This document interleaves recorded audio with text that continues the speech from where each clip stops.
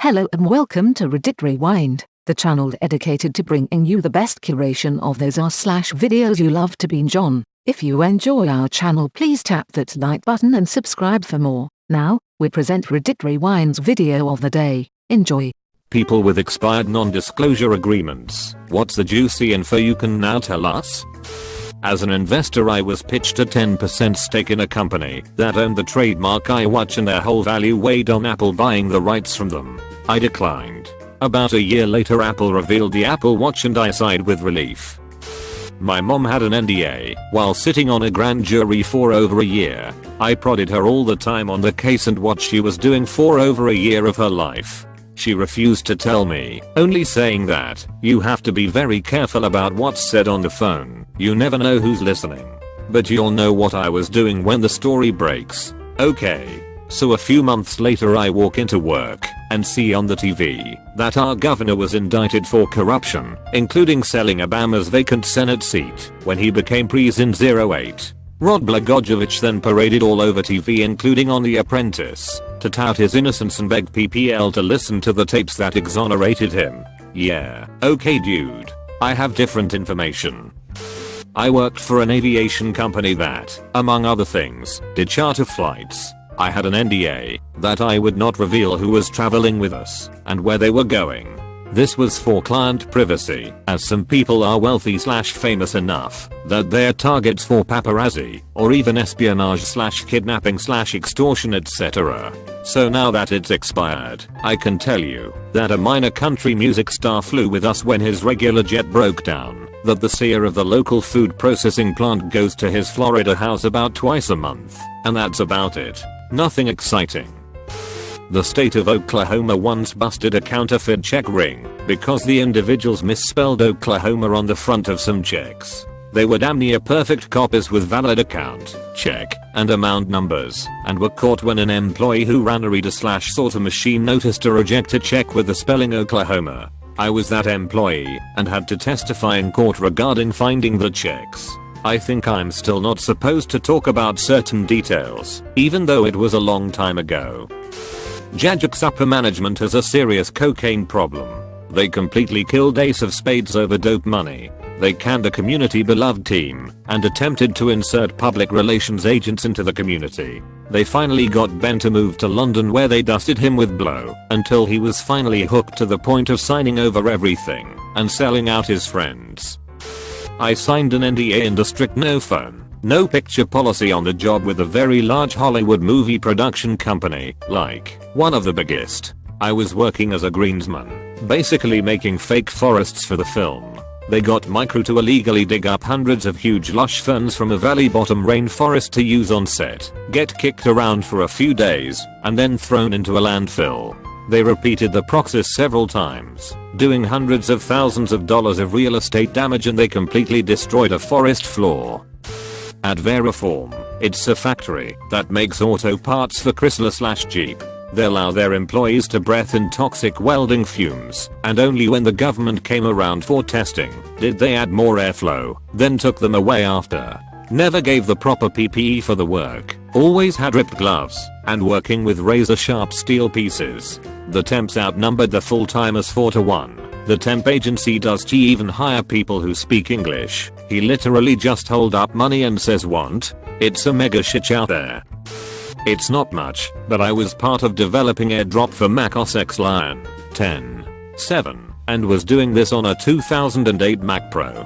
In the end, we were told it's not to be made compatible with 2008s and require a 2009. That made no sense, because I was successfully testing it on the 2008 just fine. It was a planned obsolescence, a ploy to force users to buy a new Mac. Upset, I secretly released a patch on MediaFire for owners of a 2008 to get AirDrop. It didn't require much, as I made the lockout as cheaply as possible. I also did development of USB 3.0 support and also did this on my 2008 Mac Pro. I should mention that this Mac Pro is a prototype with a unique firmware that has an inside BIOS setup with all options available for debugging, of which Apple never asked back, and I still have today in my office as my daily driver. It has no serial number and refers to itself as a prototype in any software trying to get a board revision. It also doesn't run retail macOS, hence I said bias earlier. It doesn't have EFI, so it runs Windows 10 today with the GTX 1050Ti installed and still has the USB 3.0 card I had during development. Before anyone asks, no, I didn't steal it. I asked my supervisor if they wanted it back, and he told me to keep it. They had no use for it. Not exactly an NDA, but I work in my school's biology department, and somewhere in the basement of the science center we have a complete set of fetuses in various stages of development. We have had them since about the 60s. I saw them, and one literally looks like it's seconds away from opening their eyes. We keep it pretty hush hush because a lot of the school's funding comes from more conservative and pro-life sources that would not be very happy to see we have those. I was working at a telecommunications company, the largest in my nation at that time. I overheard a conversation where two execs were discussing how they illegally bribed various politicians over $30 million for political kickbacks, which gave them significant control over a majority of the nation's infrastructure. It was only after their conversation had ended that they realized that I was quietly eating my lunch and had heard everything. Before 2 hours had passed, I had a 10-year non-disclosure agreement on my desk and a threat that, if I told anyone, they would make sure I never worked in the sector again. This was in 2008. I believed them and quickly signed the agreement. Looking back now, I know there isn't much they could have done, but I was 18 and naive. The company went on to make billions from their acquisition. Though their popularity has waned, they still have certain massive advantages over their competition for which the government has always looked the other way. They have used their extensive advantage to rot excessive amounts of money and set wholly unfair business standards for telecommunications for the nation, especially in comparison to other Western nations. They acted like bullies and never got called out for it. Outback Steakhouse's recipe for macaroni and cheese. 4 ounces of heavy whipping cream. 4 ounces of Velveeta cheese. 9 ounces of al dente pen pasta. Throw it in a saute pan and melt the cheese. Bam. Outback mac and cheese. I applied for a job at a call center not knowing what they specifically did, only knowing that I could do it.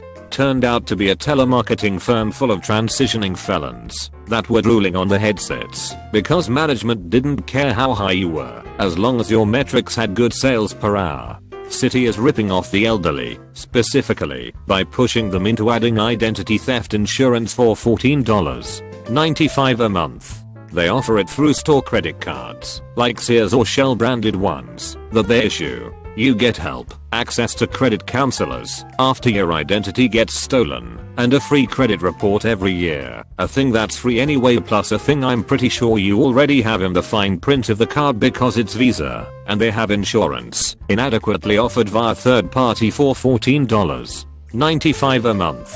The H field was 3 digits long.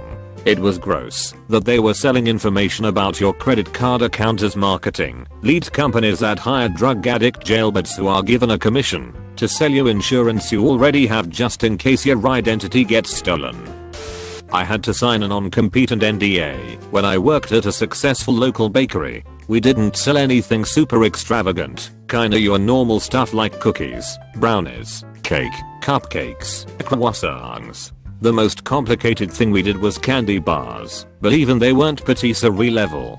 The NDA was just to ensure that we didn't share/take her recipes and start our own business, which is totally reasonable. We could tell people the ingredients because of allergies and whatnot, but not specific brands or recipes. People would come in and make conversation by asking what our secret was to such amazing treats. Yeah, I know, just being complimentary and not really expecting me to spell out the recipes. I'd always playfully say, oh, well, you know I can't tell you that. Or to the more chill/fun customers I'd say I'd tell you, but then I'd have to kill you. Some people really wanted to know though, and I'd have to tell them I actually legally can't talk about it. It's interesting how, when some people realize they're not allowed to know, they get ravenous about getting the information. I had someone trying to sneak in our kitchen storeroom to try and deduce something. The big secret? Good quality ingredients and basic baking technique. Literally that's it. People could easily find recipes online of close approximations of anything she made and recreate them to a comparable level if they bought good ingredients and learned pretty basic baking skills. I worked for Apple for a few years. It's a pretty good company to work for in general, but there's a couple of weird things. First of all, they go hard on the internal propaganda. When you get hired, you go through a tightly controlled 3-day indoctrination course that's about 80% here is why Apple is the greatest company of all time type of stuff and 20% things you can actually make use of in your job. To be fair, the 20% is really good. I still remember most of it and use it in my career.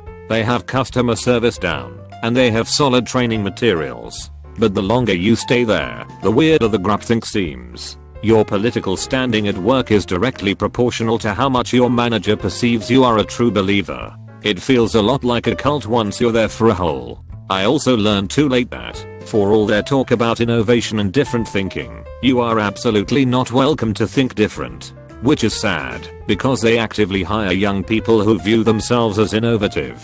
Process improvement is not a thing. Rocking the boat is about the only way to get fired.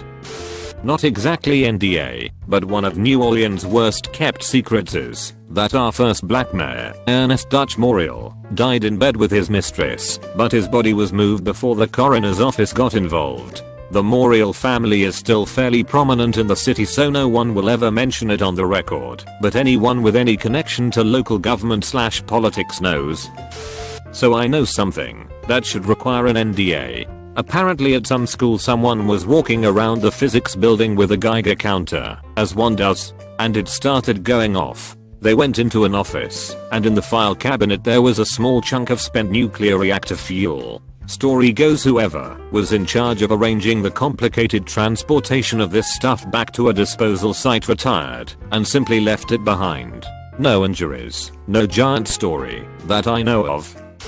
Edit. Because of advice from some redditors to protect the Navy, this is how my story now goes. Was working at the redacted in redacted. Me and a team of about 8 guys were doing redacted of almost every single piece of redacted in the damn place. Me and another guy ended up walking into a redacted after someone working and they realized our mistake. Although they did let us in there in the first place with all low clearance badges, we had to go to one of the buildings and sign an NDA. This happened over the summer, so I don't think I can disclose any information, but I wasn't looking for information in their other, the redacted they had, and redacted in the first place. Not really juicy, but had to sign an NDA from my previous job. Since leaving, my contract is null. The amount of shady parents wanting information to screw the other half is frightening. Loads of custody battles. Loads of it's okay, that's my boyfriend/girlfriend, you can give them all the information. The amount of times I've gotten people unrelated to the part wanting information. Can I have the address and phone numbers? Do you know the SS? Yeah, people suck, especially for the kids whom have to suffer. I work in advertising and have worked specifically on a few Apple commercials. They are insane with the amount of NDAs they make you sign before you can work on a spot for the latest iPhone. They are paranoid that new upcoming features leaked. It is completely ludicrous, because all you have to do is Google new iPhone features and every single one of their so-called secrets is already on the web. A client invented a watch with 2 faces, so you could set it to time zones. Nice for international travelers who couldn't do simple math. My boss broke the NDA and the company was almost sued. He had to pay them something, but I don't know what. Elliot told the client that he shared the idea with a sales rep from a watch company to see if it was a good idea. The rep said yes. Don't worry, the rep promised to not tell anyone else. I had an NDA at the daycare I worked out. I wasn't allowed to speak poorly about the daycare for 3 years, or I would have to pay $3,000, I think, plus the tuition of any child that ended up not going to it because of what I say. Luckily, it's been longer than that. When I started, I worked with this crazy bitch, let's call her Brenda, in the infant room. Now, Brenda was probably in her 60s, but dressed like a 20-year-old in the 80s. I remember a spirit day we did that she showed up in a snakeskin mini skirt and knee-high Converse stilettos. Brenda was terrible with children. forcing them to eat by shoving spoons in their mouths and holding their head.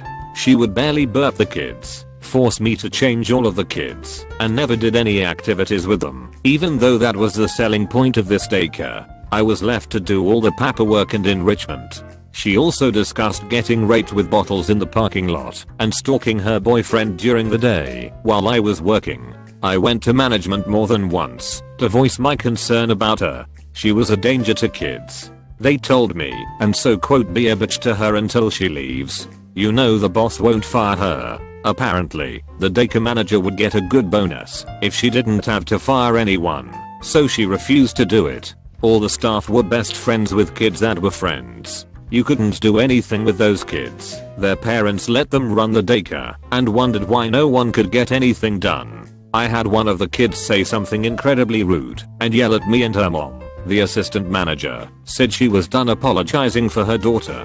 Fucking excuse me? We were always told when parents were touring, so we could put our best face on. When you tour a daycare, you are not seeing what the daycare is like. Teachers in other rooms were regularly yelling at kids, pulling arms, putting kids in timeouts, and not letting them eat with everyone if they acted up, which is all incredibly not okay. If you tried to do everything the right way, it would take longer, and you would get in trouble for not staying on schedule. I was invited to a pure romance party within my first week working there.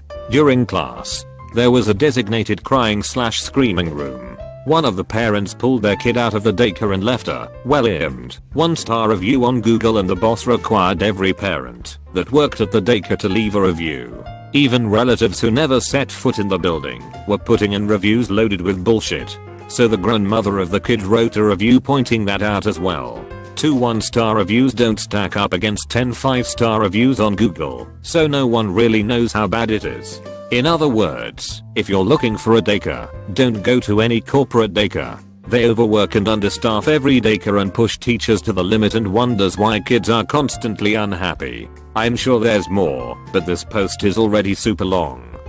If you made it to the end of the video, you're awesome. 2 pats on the back for you, pat pat. Please feel free to check out our other videos and meet us back here tomorrow for another video of the day.